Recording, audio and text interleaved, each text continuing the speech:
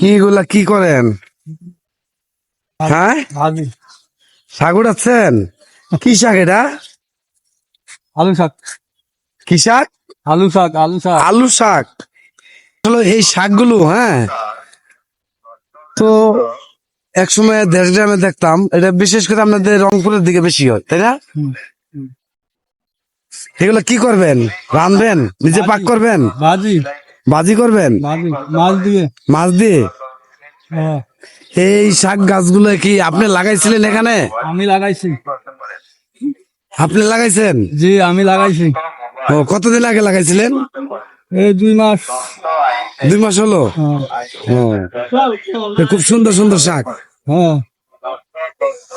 দর্শক দেখতে পারতেছেন, এই মুরব্বী এখানে চাকরি করে, এই যে পাশে একটু ফাঁকা জায়গা, এই জায়গায় সবজি চাষ করছে। দেখতে পারতেছেন এখানে যে আলু শাক লাগাইছে, মাশাল্লাহ খুব সুন্দর হয়েছে। যে আঙ্কেল আজকে এগুলো উঠাইতেছে, এগুলো নাকি উনি ভাজি করবে।